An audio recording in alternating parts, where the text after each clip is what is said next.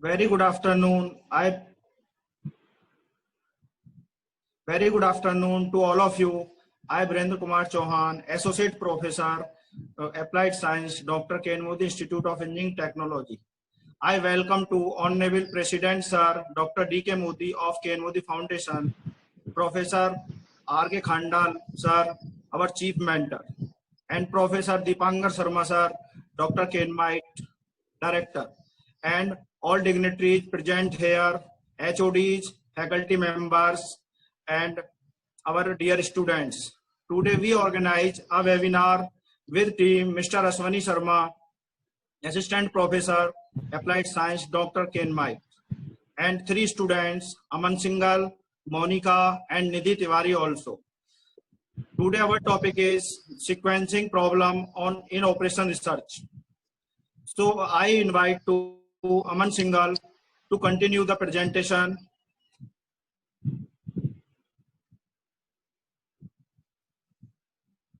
Aman Singhal, please share. Thank you so much, sir. Oh, sir. Thank you so much, sir. A very warm welcome to everyone who are present here in this webinar. Respected Chairman, sir, Dr. D.K. Chauhan, sir, Dr. D.K. sir, respected Director, sir, Dr. Deepankar Sharma, sir, respected all the faculty members, and my dear friends. I, Aman Singhal, from MBA first year, from Dr. K. N. Modi Nagar, along with my team members,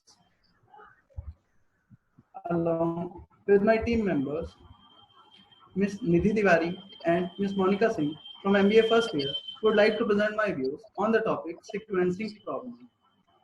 So let's start this webinar, and let's first of all know what are the contents that we are going to learn in this webinar. First of all, we will know about the definition of sequencing. Then we will know about the advantage of sequencing, then assumptions of sequencing. Then we will know about terminologies and notations that are related with sequencing. Then we will know about the algorithm or method to find out the solution of sequencing problem. And at last, we will know about some common sequencing rules that are very important while we are solving numericals related to sequencing problem. So let's first start by knowing the proper definition of sequencing. So sequencing is the process of deciding the job order on some machines or at some work centers. In other words, the arrangement of tasks which is necessary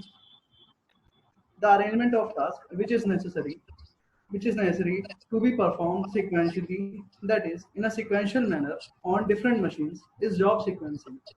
job sequencing की बात करें तो job sequencing हमारी process है जिसके अंदर हम appropriate arrangement करते हैं डिफरेंट टाइप ऑफ जॉब्स का ऑन डिफरेंट मशीन्स जो कि हमारी फाइनाइट होती है नंबर में.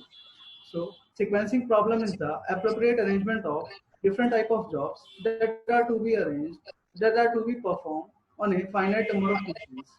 The main motto or main purpose of doing the job sequencing is that we have to minimize our total time as well as total cost. अपने total cost और total time को minimize करना होता है. For example, let there are n jobs to be performed on n number of machines so that the project can be completed successfully. मान लीजिए हमारे पास n jobs हैं जिन्हें हम m नंबर ऑफ मशीन्स पे परफॉर्म करेंगे जिससे हमारा वर्क कंप्लीट हो सके. इसे एक दूसरे एग्जांपल से समझते हैं. मान लीजिए मुझे एक बुक पब्लिश करानी है, तो उस बुक को पब्लिश कराने से लेके लिखने से लेके पब्लिश कराने तक जितने भी स्टेप्स हम फॉलो करेंगे वो एक हमारे प्री डिटरमाइंड मैनर में या एक सीक्वेंस में रहेंगे. जैसे कि सबसे पहले जब मैं एक बुक पब्लिश करने जाऊंगा, सबसे पहले मुझे आइडिया सोचना है कि हम किस बारे में बुक लिखना चाहते हैं. सेकंड स्टेप में हम उसके बारे में डाटा सर्च करेंगे कि हमें कहाँ से बेस्ट कंटेंट और हम क्या क्या आइडियाज अपनी बुक में इन्वॉल्व करेंगे. थर्ड स्टेप में हम बुक को राइट करेंगे. फोर्थ स्टेप में हम एडिटिंग करेंगे बुक की. जितना भी रेलिवेंट मैटर है सिर्फ उसे रख के बाकी एक्स्ट्रा डाटा को हम एडिट कर देंगे. फिफ्थ स्टेप में हम फाइनल अपनी बुक का एक प्रीव्यू या प्रीफेस बनाएंगे और उसको एडिटर्स को दिखाएंगे ताकि वो उस पर अपने कंक्लूजन दे सकें. जब लास्ट में हमारी बुक फाइनल हो जाएगी, that our data is ready, उसके बाद हम उसे पब्लिश करने के लिए आगे कंटिन्यू करेंगे, जिसमें सबसे पहले हम प्रिंट कराएंगे बुक को. उसके बाद उस बुक की बाइंडिंग होगी, Then at last we will publish the book and we will distribute the book in the market. तो ये हमारी पूरी प्रोसेस सीक्वेंसिंग की प्रॉब्लम से ही सॉल्व होगी, सीक्वेंसिंग की मदद से ही होगी. Moving on, we have some advantages of sequencing. Following are some advantages that are very important of sequencing are as follows. The first one is production cost and production time should be minimized. हमारा main purpose sequencing करने का है कि हमें production cost और production time को minimise करना होता है, जिससे हम अपने जितने भी रिसोर्सेज हैं उनका एफिशिएंटली यूज कर सकें. सेकेंड एडवांटेज है storage cost of material should be minimize. Storage cost को हम इन्वेंट्री कॉस्ट भी बोलते हैं और हम इसे आसानी से मिनिमाइज कर सकते हैं by the help of sequencing. Third advantage है man and machines are not overloaded. यानी जितने भी हमारे रिसोर्सेज हैं किसी एक इंस्टीट्यूशन या ऑर्गेनाइजेशन के, हम उन्हें ओवरलोड ना करके उनसे एफिशिएंट वर्क करा सकते हैं. Fourth advantage is that production should be properly controlled. हम प्रोडक्शन को आसानी से कंट्रोल कर सकते हैं. हर चीज हर कंडीशन हमारे हिसाब से होगी if we are doing everything in sequence. And the fifth and last advantage of sequencing is that job satisfaction for the employees can be achieved easily. हम job satisfaction आसानी से अचीव कर सकते हैं अपने एम्प्लॉइज के लिए, जो कि हमारी बहुत इंपॉर्टेंट भी है, बिकॉज इससे हमारी प्रोडक्टिविटी और एफिशिएंसी इंक्रीज होती है ऑर्गेनाइजेशन की. Moving on to our next topic, we have assumptions of sequence. There are following fundamental assumptions of sequencing problem, which are as follows. The first assumption is that the exact knowledge of processing time on different machines should be known. यानी कि हमें exact knowledge पता होनी चाहिए, हमें exact processing time अपने n jobs का m machines पे पता होना चाहिए. Second assumption is that a job once started has to be completed before the beginning of other job on the same machine. मान लीजिए दो मशीन है हमारी M1 और M2. एक जॉब हमारी M1 पे प्रोसेस हो गई तो दूसरी जॉब हमारी मशीन M1 पे तब तक स्टार्ट नहीं होगी जब तक हमारी जॉब J1 कंप्लीटली प्रोसेस ना हो जाए मशीन M1 पे. Third assumption says that only one job can be processed on the machine at a time. तीसरी assumption है कि हमारा एक बार में केवल एक ही जॉब प्रोसेस होगी एक मशीन पे. इससे हमारा वर्क सिंपल होगा और सीक्वेंस बनाने में हमें आसानी होगी. And the last assumption of sequencing is that different type of machines should be used here. हम different type of machines का use कर रहे हैं यहाँ पे.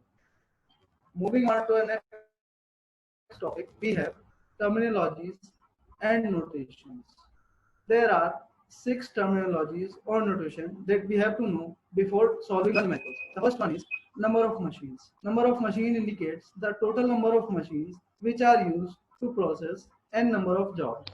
Second one is processing time. Processing time is the time which a task or job takes to be processed completely on different type of machines. The third one is processing order. Processing order is the order or the predetermined manner in which the job should be processed in a sequential manner, that is in a controlled manner.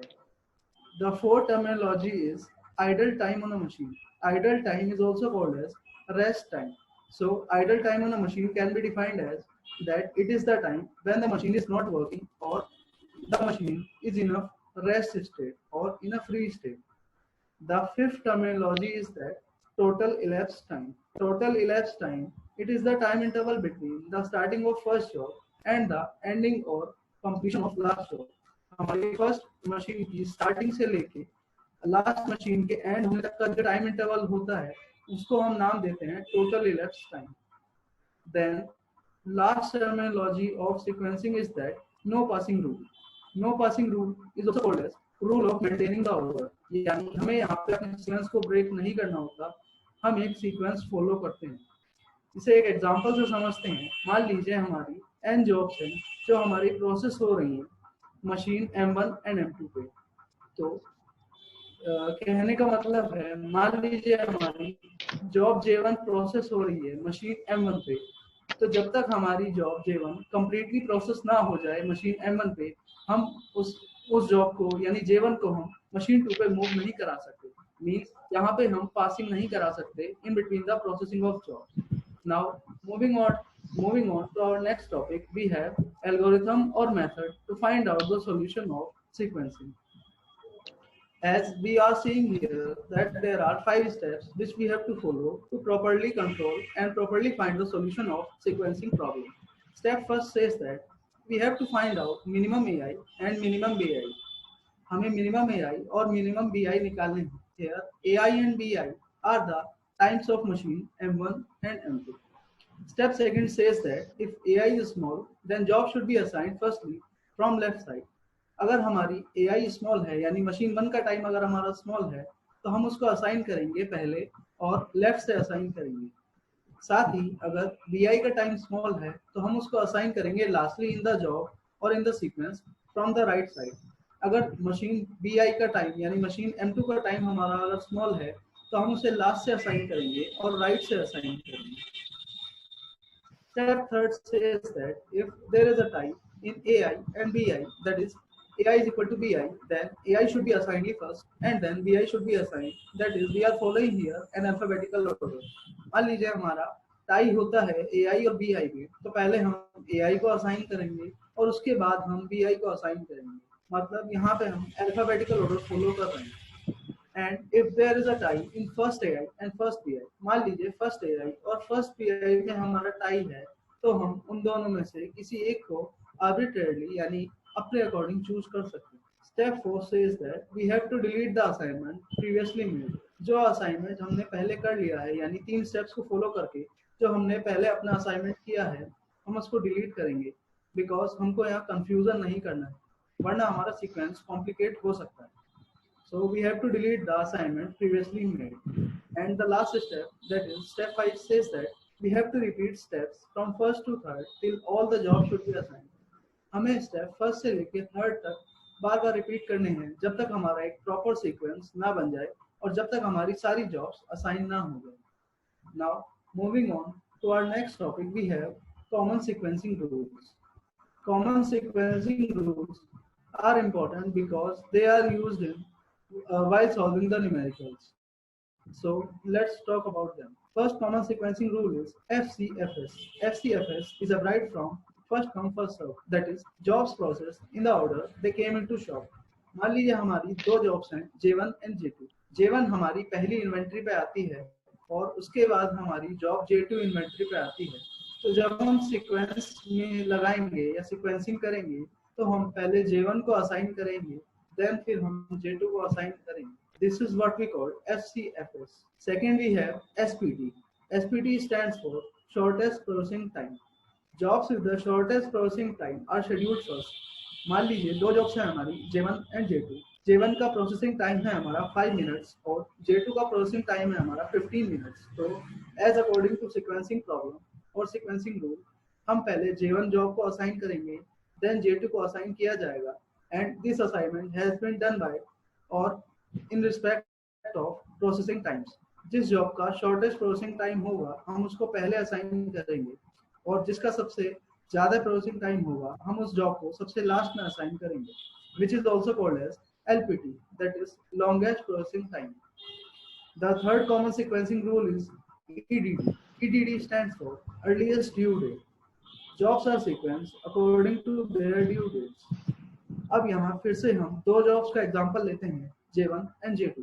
मान लीजिए J1 का हमारा earliest due date हमारा सबसे नजदीक है या सबसे पास है यानी कि हम ड्यू डेट को एक डेडलाइन भी मान सकते हैं. तो और एक जॉब है हमारी J2 जिसका हमारा ड्यू डेट अभी कुछ टाइम है उसको. तो हम जब सीक्वेंस करेंगे पहले हम J2 को प्रोसेस करेंगे देन उसके बाद पहले हम J1 को प्रोसेस करेंगे देन उसके बाद हम J2 जॉब को प्रोसेस करेंगे. This is what we call EDD, that is earliest due date. And the last common sequencing rule we have is CR. CR stands for critical ratio and CR computes the ratio of processing time of jobs and the remaining time until due date. That's all from my side. Now I would like to call Ms. Monica Singh from MBA first year to further carry on the presentation. Thank you, Aman. Hello and a very good afternoon who are present in this webinar.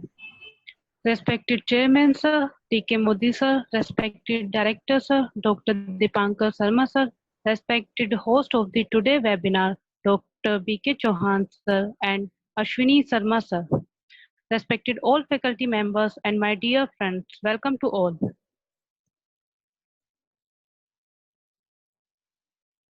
About what is sequencing in operation research of management. Now we discuss about sequencing problems. One machines, many jobs, two machines, many jobs, three machines, many jobs, many machines, many jobs, many machines, two jobs. These are different types of sequencing problems which we discuss one by one.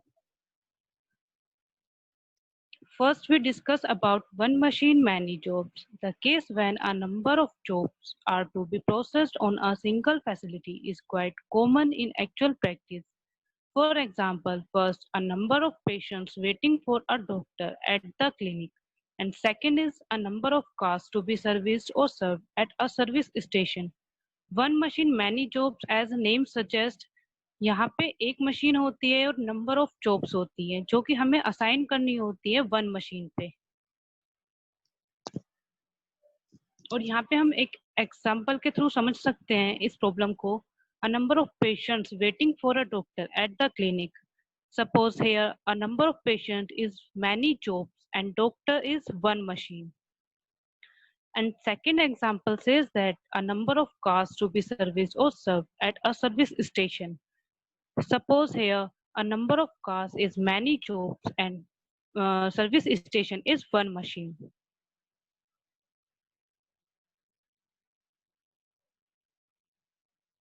Two times are independent of the sequence. And last point says that sequencing minimize. जब हम one machine many jobs को sequence में arrange करते हैं one machine पे तो ये हमारा मिनिमाइज करता है आइडल टाइम को।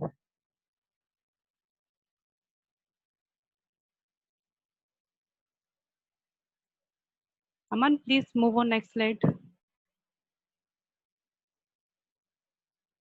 Processing n jobs through two machines. There are n different jobs to be processed on two machines. Sequencing determines the optimal sequence of jobs that minimize the total elapsed time.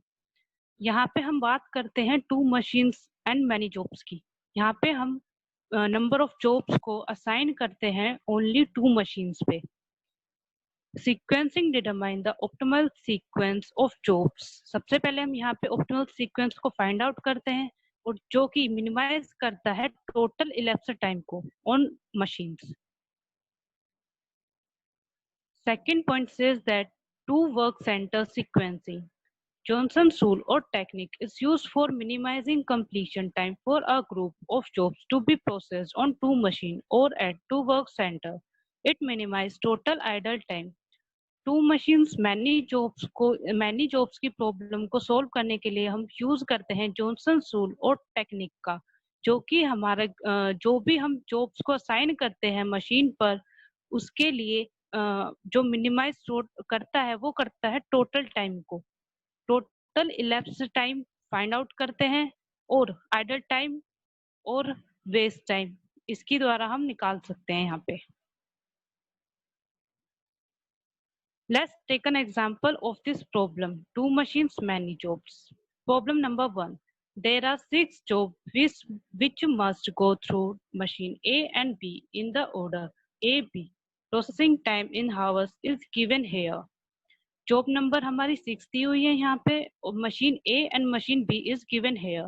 Machine A का जो processing time है वो है 8, 10, 11, 12, 16, 20.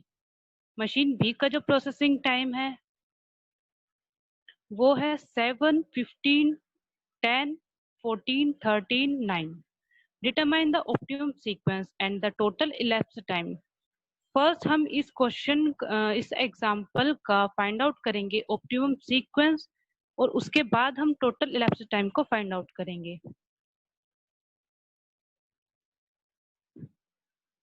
Now we have to solve this problem. हमें एक sequence जो दिया हुआ है ये अरेंज करना है। फर्स्ट यहाँ पे हम जॉब नंबर 6 को लिख लेंगे और उसके बाद मशीन ए और मशीन बी के प्रोसेसिंग टाइम को। अब हम सबसे पहले फाइंड आउट करेंगे यहाँ पे ऑप्टिमम सीक्वेंस। यहाँ पे एक कंडीशन है कि अगर minimum processing time machine A से है तो हम optimum sequence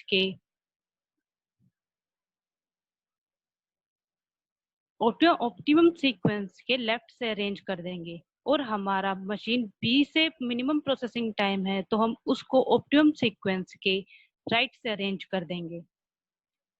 first, according to algorithm method, first हम फाइंड करेंगे minimum processing time on machine A and B. First जो हमारा मिनिमम प्रोसेसिंग टाइम है वो है मशीन बी से 7, जॉब नंबर 1 पे। अब ये मशीन बी से है तो ये हमारा ऑप्टिमम सीक्वेंस के राइट से अरेंज हो जाएगा। तो ये जॉब हमने असाइन कर दिया है तो ये कॉलम हमारा डिलीट हो जाएगा। अब नेक्स्ट जो हमारे रिमेनिंग कॉलम है, अब हम उनमें देखते हैं नेक्स्ट मिनिमम प्रोसेसिंग टाइम। अब जो हमारा मिनिमम प्रोसेसिंग टाइम है वो है 9, मशीन बी से, जॉब नंबर 6 पे। और ये भी हमारा मशीन बी से है तो ये भी हमारा ऑप्टिमम सीक्वेंस के राइट से अरेंज हो जाएगा, और जॉब नंबर 6 भी हमारी अरेंज हो जाएगी, और ये कॉलम भी हमारा डिलीट हो जाएगा। अब जो हमारे पास रिमेनिंग कॉलम बचे हैं वो है जॉब नंबर 2 से जॉब नंबर 5 तक। अब हम इसमें मिनिमम प्रोसेसिंग टाइम को देखते हैं। अब जो हमारा मिनिमम प्रोसेसिंग टाइम है वो है 10, मशीन ए और machine B also, job number 2 पे और जॉब नंबर 3 पे। यहाँ पे टाई हो रहा है मशीन ए और मशीन बी के प्रोसेसिंग टाइम में। तो यहाँ पे हम एल्गोरिथम मेथड के स्टेप सेकंड को फॉलो करेंगे। जब मशीन ए और मशीन बी में टाई होता है तो सबसे पहले हम मशीन ए को सीक्वेंस में अरेंज करते हैं और फिर उसके बाद मशीन बी को अरेंज करते हैं। अब हम मशीन ए से लेते हैं जॉब नंबर 2 को, तो ये हमारा ऑप्टिमम सीक्वेंस के लेफ्ट से अरेंज हो जाएगी जॉब। अब जो हमारी मशीन बी से 10 है प्रोसेसिंग टाइम जॉब नंबर 3 पे, वो हमारा उसके बाद अरेंज हो जाएगा ऑप्टिमम सीक्वेंस में, और ये दोनों कॉलम भी हमारे डिलीट हो जाएंगे। अब जो हमारे रिमेनिंग कॉलम है, अब हम उनमें नेक्स्ट मिनिमम प्रोसेसिंग टाइम को देखते हैं। अब जो हमारा नेक्स्ट मिनिमम प्रोसेसिंग टाइम है वो है 12, जॉब नंबर 4 पे। वो है हमारा मशीन ए से। अब मशीन ए से है तो ये हमारा ऑप्टिमम सीक्वेंस के लेफ्ट से अरेंज हो जाएगा, और ये कॉलम भी हमारा डिलीट हो जाएगा। इट मीन्स ये जॉब भी हमने असाइन कर दी है। और अब जो हमारा रिमेनिंग कॉलम है जॉब नंबर 5, ये हमारा eight is it optimum sequence में अरेंज कर देंगे, और हमारा जो ऑप्टिमम सीक्वेंस निकल के आया है वो है 2 3 4 5 6 1। Now go to the next slide.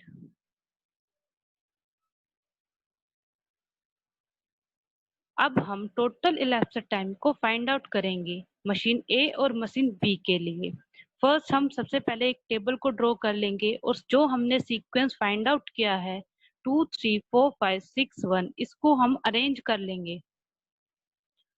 अब फर्स्ट हम मशीन ए के लिए टोटल टाइम टेकन को करते हैं कैलकुलेट। फर्स्ट मशीन ए का जो स्टार्ट टाइम होगा वो होगा 0। वो इसलिए क्योंकि मशीन ए वर्क काम करना अपना स्टार्ट करती है, वो करती है 0 से।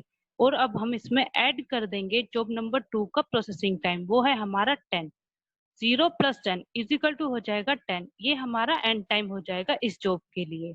नेक्स्ट जॉब नंबर 3 के लिए मशीन ए वर्क स्टार्ट करती है 10 से, प्लस कर देंगे हम जॉब नंबर 3 का प्रोसेसिंग टाइम, वो है 11।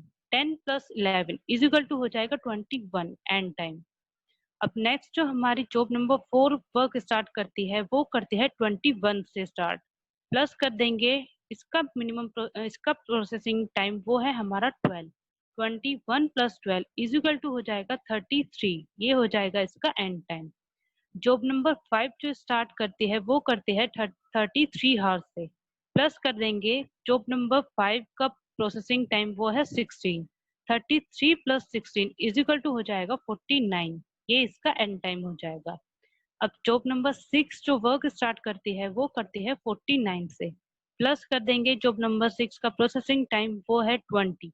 49 + 20 इजिकल टू हो जाएगा 69 हार्स। अब नेक्स्ट जो जॉब नंबर 1 स्टार्ट करती है वो करती है 69 से, और जॉब नंबर 1 का जो प्रोसेसिंग टाइम है वो है 8।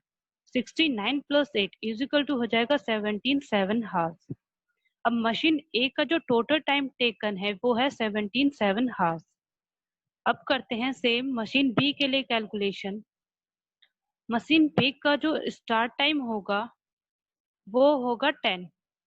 वो इसलिए क्योंकि मशीन ए जॉब नंबर 2 पे एंड करती है 10 हार्स पे, तो मशीन बी का ये हमारा स्टार्ट टाइम हो जाएगा। प्लस कर देंगे हम इसमें जॉब नंबर 2 का मशीन बी पे प्रोसेसिंग टाइम, वो है हमारा 15। 10 प्लस 15 इज इक्वल टू हो जाएगा 25, ये इसका एंड टाइम हो जाएगा। अब नेक्स्ट जॉब नंबर 3 के लिए मशीन बी वर्क स्टार्ट करती है, वो करती है 25 से।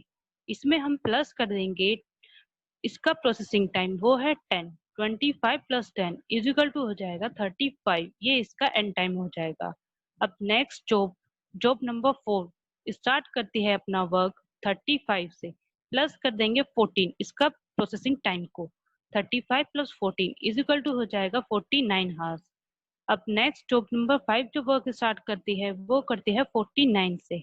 49 प्लस 13 ये इसका प्रोसेसिंग टाइम है, इज इक्वल टू हो जाएगा 62 हार्स। अब जॉब नंबर 6 जो वर्क स्टार्ट करती है वो करती है 69 से। यहाँ पे हमने मशीन बी का एंड टाइम नहीं लिया जॉब नंबर 5 का, वो इसलिए क्योंकि जॉब नंबर 6 पे मशीन ए 69 हार्स तक बिजी है। 69 पे फ्री होगी मशीन ए, तो तब तक मशीन बी को रेस्ट करना होगा। तो इसलिए हम मशीन बी का जो स्टार्ट टाइम लेंगे यहाँ पे वो लेंगे 69 हार्स। जब मशीन ए फ्री होगी तब हम मशीन बी पर वर्क स्टार्ट करेंगे। ये हो जाएगा 69 हार्स इसका स्टार्ट टाइम। प्लस कर देंगे जॉब नंबर 6 का processing time 9। 69 plus 9 is equal to हो जाएगा 68 हार्स। अब नेक्स्ट जॉब नंबर 1 पे जो स्टार्ट टाइम होगा वो होगा 68 हार्स, प्लस कर देंगे इसका processing time 7 is equal to हो जाएगा 85 हार्स। 85 हार्स जो होगा वो हमारा टोटल इलेप्स टाइम होगा, और मशीन बी का जो टोटल टाइम टेकन है वो है 68 horse.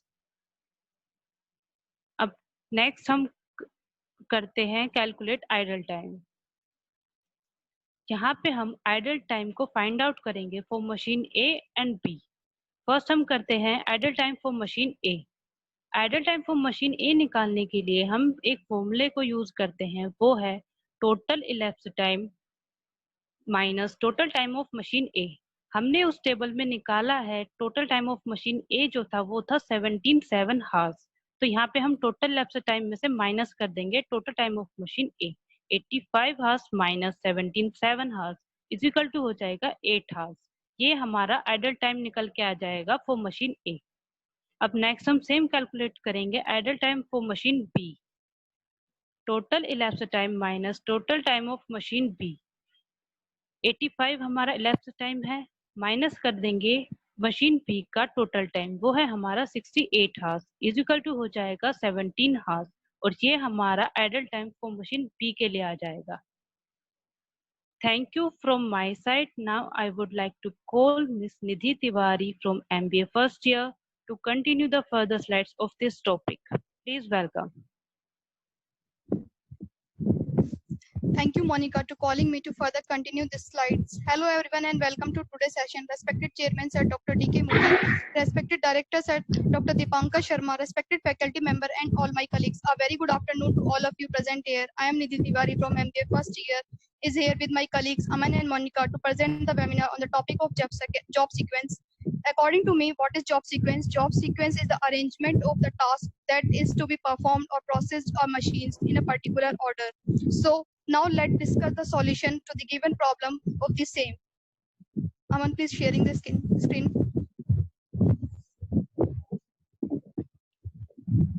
Table of content, processing and jobs through. Table of content, processing and jobs through 3 machines, Johnson 3 machine rule. 3 machines, many jobs, many machines, 2 jobs, many machines.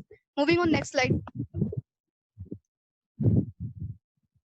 Processing and jobs through 3 machines. In this case, there are 3 machines, A, B, and C are involved. Each job is processed in the prescribed order ABC, first on machine A, then machine B, then on machine C. 3 machines हमारे पास given है जो एक prescribed order वे में arrange हैं. First machine A, then machine B, then machine on C. Moving on next slide. Johnson 3 machine rule. Johnson rule is a procedure that minimizes idle time when scheduling a group of job on 3 workstations. Johnson rule की help से minimize करते हैं idle time जो scheduling होता है group of jobs on different 3 workstations. Step first, find the shortest processing time among the job not its schedule. If 2 or more jobs are tied, choose any job arbitrary. अगर दो find करना है सबसे पहले हमें smallest time. अगर 2 jobs के बीच में टाई हो रहा है तो हमें choose करना है job arbitrary को. Step second में बोला गया है if the shortest processing time is on workstation, then schedule the corresponding job as easily as possible. If the shortest processing time is on workstation 2, schedule the corresponding job as late as possible. मतलब सबसे पहले हमें find करना है shortest processing time. अगर work station first पर है तो उसके कॉरस्पॉन्डिंग जॉब को सेलेक्ट करेंगे. अगर वर्क स्टेशन सेकंड पर है तो उसके कॉरस्पॉन्डिंग जॉब को सेलेक्ट करेंगे as late as possible. Step third में बोला है eliminate the last job schedule from further consideration. Repeat step first and second until all job has been scheduled. First and second step को हम repeat करते रहेंगे जब तक कि सारी जॉब असाइन ना हो जाए और एक हमारे पास प्रॉपर ऑप्टिमल सीक्वेंस आ जाए. Next, moving on next slide. Johnson 3 machine rule. Domination. Domination का अगर हिंदी में अनुवाद करूं तो मतलब होता है प्रभुत्व. Largest on B is not greater than smallest on A और C. Domination currently optimality. Conversion. Conversion का मीन्स होता है रूपांतरण. Convert into a 2 machines process B can be converted as M1 is equal to A plus B, M2 is equal to B plus C. Find optimal sequence for 2 machines problem as for 2 machines too. Schedule on 3 machines based on the sequence above. 3 machines, many jobs problem. There are 5 jobs, each of which must go through machines A, B, and C in the order. ABC processing time in hour are given below. Jobs given है हमारे पास 5, machines given है 3, A, B, C. Processing time is also given. Determine करना है optimal processing sequence and total lapse time. Now moving on solution to given this problem. Same. अब क्या है हमारे पास यहाँ 3 मशीन्स गिवन है तो अकॉर्डिंग टू जॉनसन रूल हम 3 मशीन्स प्रॉब्लम को डायरेक्टली सॉल्व नहीं कर सकते हैं. उसको कन्वर्ट करना पड़ता है 2 मशीन्स में. कन्वर्ट इसलिए करना पड़ता है क्योंकि हमें जॉब सीक्वेंस से कोई भी प्रॉब्लम सॉल्व करते हैं तो ऑप्टिमल सीक्वेंस फाइंड आउट करना होता है, तभी आप इस क्वेश्चन को सॉल्व कर सकते हैं. तो ऑप्टिमल सीक्वेंस जो है वो हमें सिंगल लाइन में गिवन होती है जिसमें हम एक साथ 2 मशीन ही प्रोसेस कर सकते हैं, मशीन फर्स्ट फ्रंट से एंड मशीन 2 सेकंड से. इसलिए हमें कन्वर्ट करना पड़ता है 3 मशीन प्रॉब्लम को 2 मशीन्स में. कन्वर्ट करने के लिए according to Johnson rule 2 conditions given होती हैं. दोनों कंडीशन में से अगर एक भी कंडीशन सेटिस्फाई हो रही होती है तो आप जॉनसन रूल का मेथड यूज कर सकते हैं. अगर एक भी कंडीशन सेटिस्फाई नहीं हो रही तो आपको सेकंड मेथड यानी ग्रिड मेथड यूज करना होता है. तो कंडीशन है मिनिमम और मिनिमम ए और मिनिमम सी ग्रेटर देन होना चाहिए या इक्वल टू होना चाहिए मैक्सिमम बी के. तो हम देख लेते हैं मशीन फर्स्ट पर सबसे स्मॉलेस्ट वैल्यू क्या है 6. फिर देख लेते हैं मशीन सी पर स्मॉलेस्ट वैल्यू क्या है 4. फिर मशीन बी पर मैक्सिमम वैल्यू है 6. तो minimum A equal to 6 and maximum B equal to 6. Condition में था या तो ग्रेटर देन होना चाहिए या इक्वल टू होना चाहिए, तो यहाँ पर इक्वल टू है यानी वन कंडीशन हमारी सेटिस्फाई हो रही है तो हम जॉनसन रूल के मेथड से हम इसको सॉल्व कर सकते हैं. Now moving on next slide. अब minimum A equal to maximum B था तो जो मैक्सिमम होता है उसको हम ऐड कर देते हैं. हमने उसको ऐड कर दिया A के साथ मशीन तो न्यू मशीन फर्स्ट आ गई. C के साथ B को ऐड कर दिया तो न्यू मशीन 2 आ गई. अब जो new machine I knew convert होकर 2 मशीन्स में आया ये प्रॉब्लम, उसकी हेल्प से हम फाइंड करेंगे ऑप्टिमल सीक्वेंस.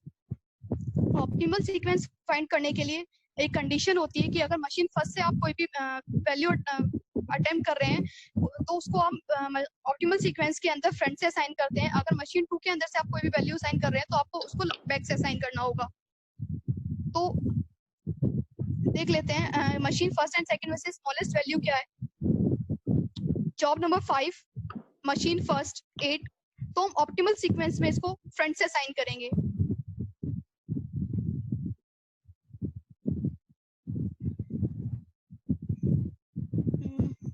बैक कर दिया हमने, आगे करना था. हाँ,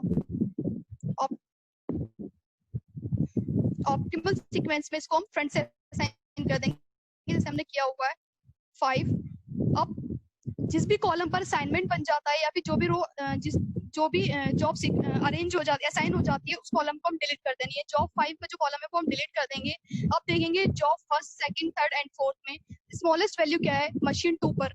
तो मशीन 2 पर स्मॉलेस्ट वैल्यू है जॉब नंबर 4 और मशीन 2। तो मशीन 2 है तो हम ऑप्टिमल सीक्वेंस में से बैक से असाइन करेंगे। हमने साइन कर दिया है और जॉब 4 का कॉलम भी क्या है, डिलीट हो जाएगा क्योंकि इस पर भी असाइनमेंट बन गया है।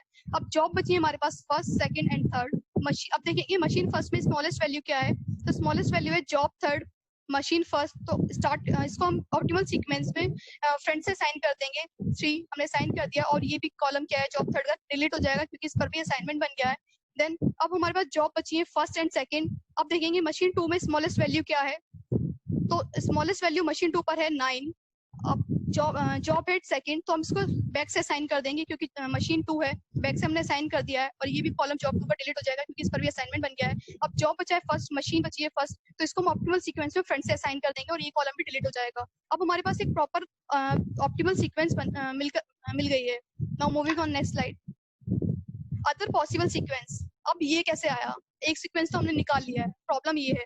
तो other possible sequence algorithm method, जैसे कि मेरे फ्रेंड अमन ने बताया था आपको एल्गोरिथम मेथड स्टेप थर्ड में उसने 2 कंडीशंस आपको बताई थी, फर्स्ट एंड सेकंड। तो जो हमने फर्स्ट ऑप्टिमल सीक्वेंस निकाला है वो कंडीशन सेकंड से निकाला है और जो ये अदर पॉसिबल सीक्वेंस दिया हुआ है ये हमने कंडीशन फर्स्ट से निकाला है एल्गोरिथम मेथड के स्टेप थर्ड से।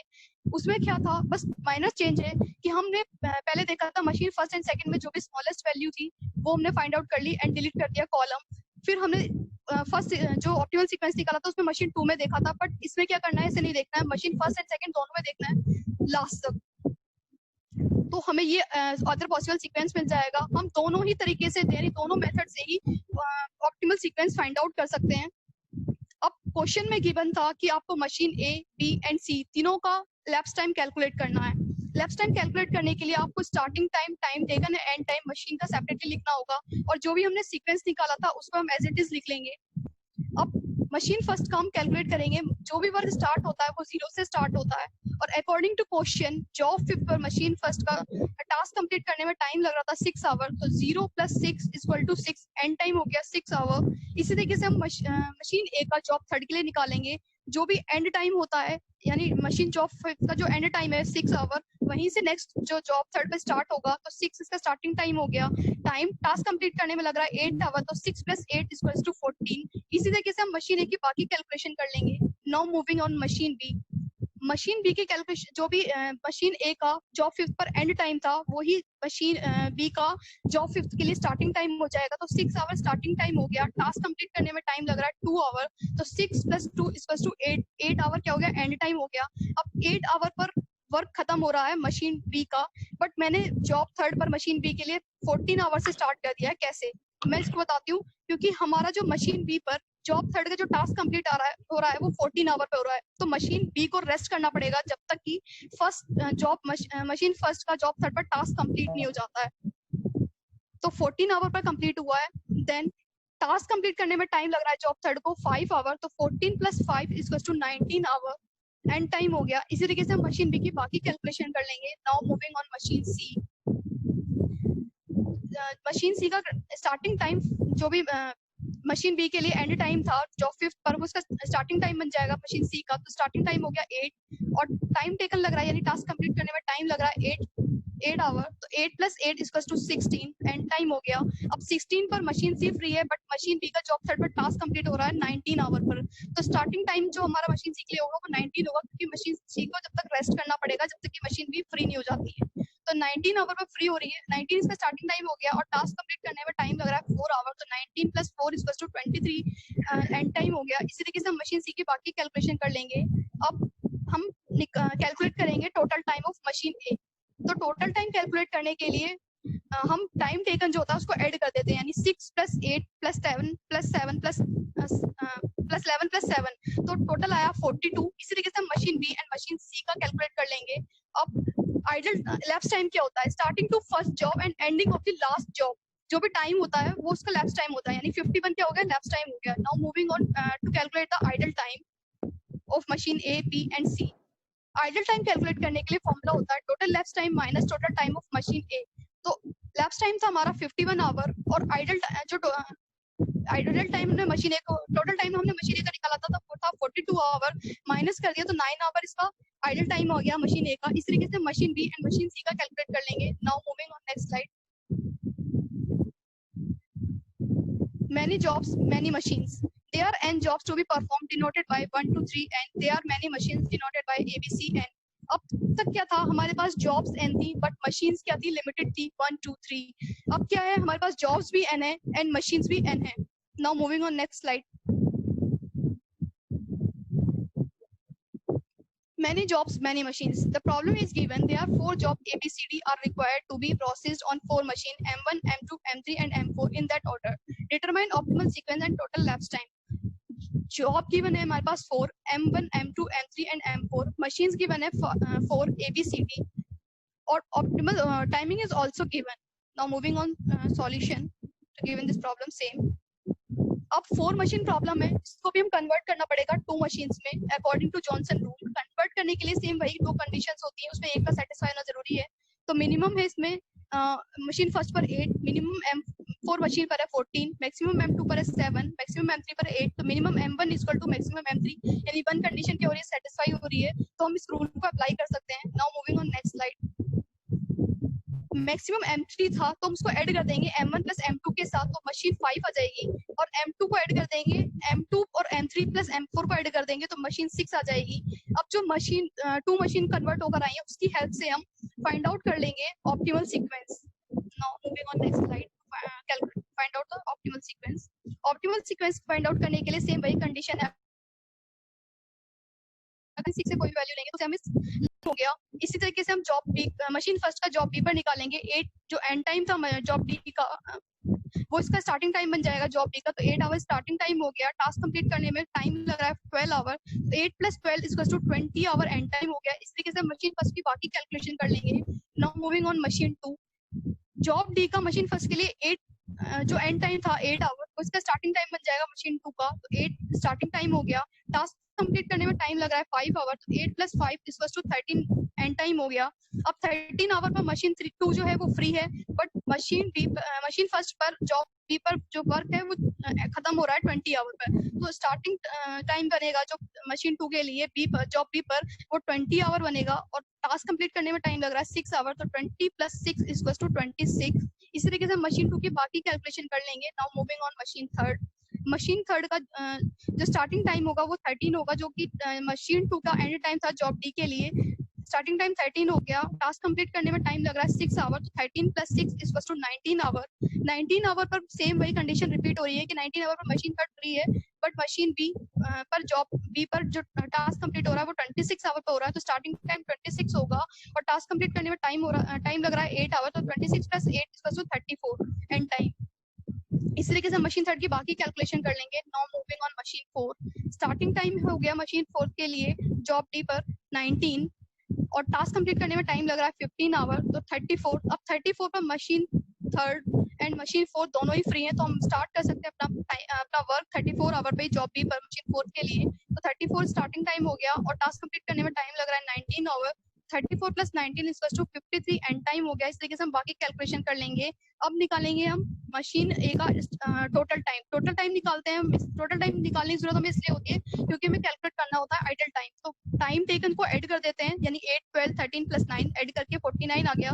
इसी तरीके से हम मशीन 2 3 एंड 4 का कैलकुलेट कर लेंगे। लैप्स टाइम वही होता है कि starting to first job and ending of the last job जो भी टाइम होता है वो लैप्स टाइम होता है, यानी 82 आवर हो गया lapse time. Now moving on to calculate the idle time of machine first second third and fourth. Idle time calculate करने के लिए फॉर्मूला होता है total lapse time minus total time of machine A. 82 minus 42 equals to 40 hour. इसी तरीके से machine 2 3 and 4 का calculate कर लेंगे। Now moving on next slide. 2 jobs, many machines. The sequencing problem is described as follows. There are m machines denoted by A, B, C, K. Only 2 jobs are to be performed, job 1 and job 2. The actual or expected processing time A1, B1, C1, K1, A2, B2, C2, K2 are known as. Each machine can work only one job at a one time. The 2 jobs, many machines. The problem is to minimize the total elapsed time, to minimize the time from the start of first job to be completion of the second job. Such a problem can be solved by graphical method, which is a simple and provide good optimal result. Two jobs, many machine. Problem is given. The two jobs are to be performed on M machine. 5 machines A, B, C, D and E. The processing time are given in the following table. Jobs given है हमारे पास 2. Machines given है A, B, C, D and E. यानी 5 machine given है. Timing is also given. Job 1 and job 2. Moving on, next slide. Use graphical method to obtain the total minimum elapsed time. The following steps should be followed to solve this type of problem. Step first, graphical पे डाल दो, अमन step बाद में बता दो. Okay. सबसे पहले हमें स्केल की हेल्प से मेजर करके एक लाइन बना लेनी है, x axis and y axis. x axis vertically and y axis horizontally. x axis को हम नेम दे देंगे job 1 एंड y एक्सिस को नेम दे देंगे job 2. अब जो भी हमें जॉब 1 का प्रोसेसिंग टाइम गिवन था उसकी हेल्प से हम कैलकुलेट मतलब उसको प्लस करके ऐड करके हम जॉब 1 एंड जॉब 2 के टाइम को जो जॉब 1 का टाइम ऐड करके आया 17 एंड जॉब 2 का टाइम ऐड करके आया 20.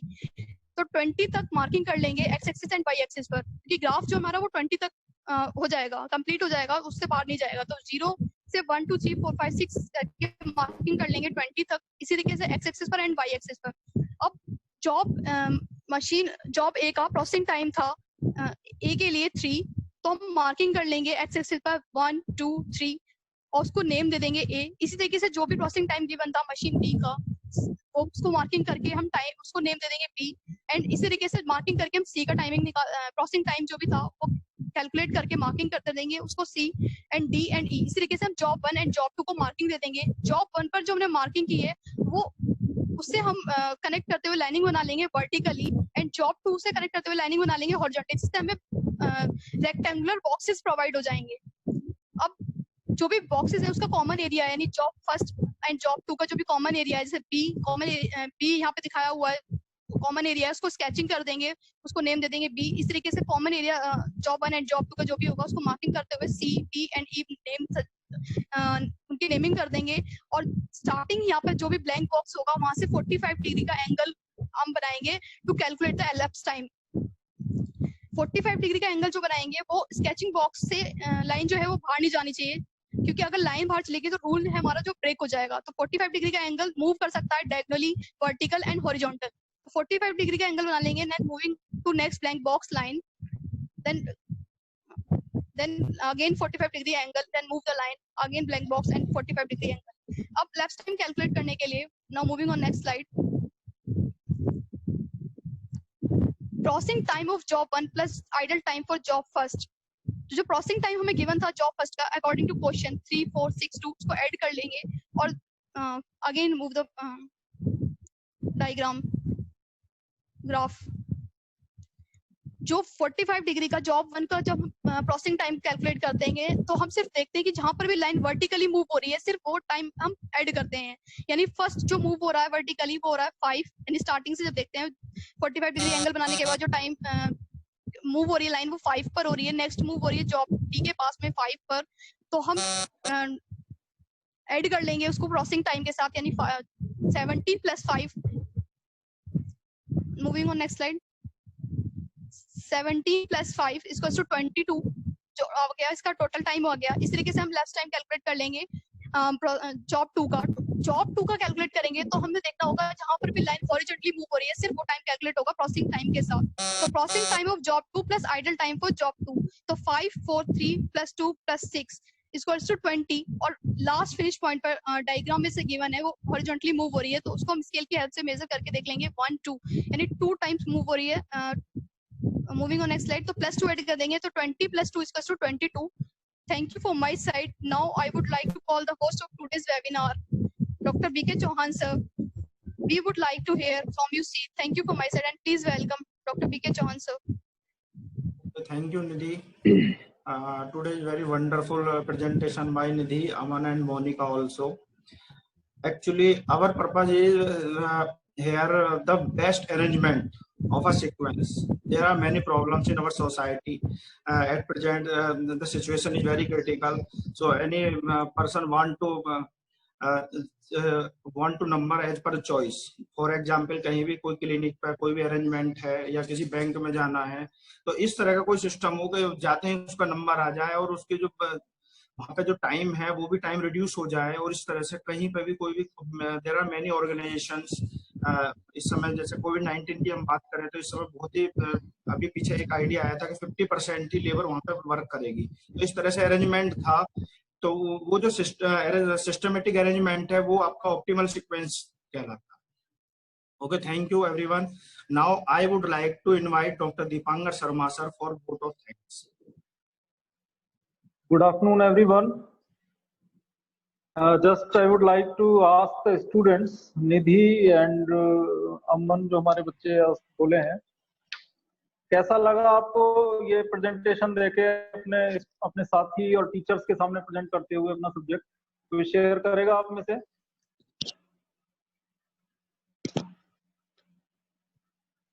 अमन, निधि, मोनिका, तीनों में से कोई शेयर करेगा अपने व्यू? सर अच्छा था सर, काफी अच्छा हुआ, न्यूमेरिकल समझ आया। इसके लिए कितनी तैयारी करनी पड़ी आपको? काफी थी सर। सर बीके सर ने इतना अच्छा तरीके से बताया था कि ज्यादा मेहनत नहीं करनी पड़ी। ये स्लाइड्स आपने खुद ही बनाई हैं PPT? Yes sir. Yes sir. अच्छा, वेरी नाइस। बहुत अच्छे से आप लोगों ने अपनी जो टॉक थी वो दी, सभी ने अपना टॉपिक को बड़े अच्छे से डिस्क्राइब किया। निधि थोड़ा सा फास्ट लग रही थी मुझे, बहुत जल्दी जल्दी समझाया इन्होंने, इनको लग रहा है कहीं जाना है। नहीं सर, वो एक्चुअली स्लाइड fast काफी लंबी थी तो इसलिए थोड़ा फास्ट कर दिया। चलिए चलिए। And I would also like to share a few things about this topic. Actually, this topic is from operation research. Is a subject. This was established during the Second World War. The US made a machine gun during that World War, and it was very recent thing at that time. It was very new to the technology at that time. And in this machine gun, then they start using during this World War II. There was an string used in the trigger that automated the bullets to come up to fire. And after bombardment of this explosive, this string become hot and be destroyed. तो उस string के destroy होने की वजह से पूरी machine gun ने काम करना बंद कर दिया, और उसकी वजह से वो एक बड़ा फेलियर उनका वहां पे रहा कि इतना उस समय पे उसकी कॉस्ट जो थी मशीन गन की, that was too high, around 60,000 at that time. तो उनको लगा कि कहीं ना कहीं प्रॉब्लम रही, हमने इसको पहले से चेक नहीं किया या देखा नहीं, या क्वालिटी कंट्रोल इसका ठीक से नहीं हुआ, और ये पूरा जो हमारा ये प्रोजेक्ट था ये फेल हुआ actually. So they set up two societies at that time. One was the Reliability Engineering Society, and second one was Operational Research Society. That was operational research. In Asian Pacific, we call this operations research. तो उन दोनों societies का purpose था कि operation research वाली जो society उन्होंने बनाई, कि जो चीजें बन रही हैं या जो भी प्रोडक्ट हमारे आ रहे हैं, तो उन प्रोजेक्ट्स को पूरा ओवरव्यू करें, पूरा अच्छे से देखें, एंड जहां भी कॉस्ट की बात हो, टाइम की बात हो, या मैन पावर की बात हो, तो उसको हम कैसे ऑप्टिमाइज कर सकें, मिनिमाइज कर सकें, एंड जहां प्रॉफिट की बात हो तो उसको कैसे हम मैक्सिमाइज कर सकें। तो we conclude this two words, maximize and minimize, in one word, optimize, कि हम जो प्रॉब्लम है या जो भी हमारा प्रोजेक्ट है उसको ऑप्टिमम वे में उसका सॉल्यूशन कैसे फाइंड आउट कर सकते हैं। एंड उसके बाद जो आपका प्रोजेक्ट कंप्लीशन होगा, उसके बाद उसकी टेस्टिंग के लिए रिलायबिलिटी सोसाइटी एस्टैब्लिश। धीरे धीरे इसमें हमने जो बेसिक इसका एल्गोरिथम है, that was taken from linear programming problem and dynamic programming problem. There are two type of problem, और वहां से पूरा इनका एल्गोरिथम हमने डेवलप किया डिफरेंट प्रॉब्लम्स के लिए। जैसे इन्वेंट्री कंट्रोल की बात आई, वहां पे आपने कुछ अपने गोडाउन में बहुत सारी चीजें रखी हुई हैं अगर, तो उसको रखने के लिए बहुत सारे खर्चे आपको बियर करने पड़ते हैं, उस जगह की कॉस्ट पे करनी पड़ेगी, उसको कोई देखभाल के लिए रखना पड़ेगा, एंड जो आपने कैपिटल इन्वेस्ट किया उसको रखने में, वो भी अपने आप में एक पार्ट है। तो चाहे इन्वेंट्री की बात हो, या जैसे लाइफ टेस्टिंग टेक्निक बनाई गई, जो आपके लाइफ इंश्योरेंस कॉर्पोरेशन वगैरह जो आपको इंश्योरेंस देते हैं, तो उसमें वो पहले पूरा रिव्यू करते हैं कि क्या ऐसा तो नहीं होगा कि हम लॉस में चले जाएंगे इंश्योरेंस पे करते हुए। तो एक एवरेज लाइफ, ह्यूमन लाइफ कितनी रखी जाए और कैसे रखी जाए, that was calculated by this operation research. तो इस टॉपिक पे जब हमने काम किया तो बहुत सारी प्रॉब्लम्स आई, उसमें से एक ये सीक्वेंसिंग प्रॉब्लम भी है, कि इसको हम मशीन्स को और मैन पावर को कैसे मैक्सिमम यूटिलाइज करें या ऑप्टिमाइज करें, सो दैट जो हमारी जो कॉस्ट है वो मिनिमम आ जाए। क्योंकि अगर ले ओवर टाइम, आइडल टाइम ज्यादा होगा तो आप पे करना पड़ेगा जो भी मैन पावर है आपकी और जो भी मशीन्स है, लेकिन आपका काम कम होगा, राइट।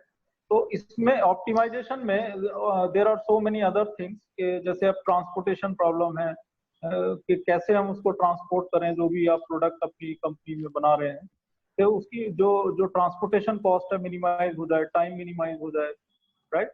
तो ये सारी प्रॉब्लम ऑपरेशन रिसर्च में डिस्कस की गई। तो sequencing was a part of that. इसका एल्गोरिथम जो डेवलप हुआ वो लीनियर प्रोग्रामिंग से डेवलप हुआ, बट यहाँ पे हमने इसको सीखा कि प्रैक्टिकली इसको कैसे कर सकते हैं। So there were several cases that discussed by the students. There was some constraint on the machine or constraint on the jobs in various methods. So it was well described by the students और बहुत अच्छा लगा कि presentation उन्होंने खुद PPT बना के बच्चों ने इतना अच्छे से explain किया। Best of luck to all of them. And I would like to say thanks to Dr. B.K. Chauhan sir, Aswani sir, who coordinated the student well. And also thankful to all the faculty members and the students that joined this webinar for their quality learning. Thank you so much. Thank you, sir.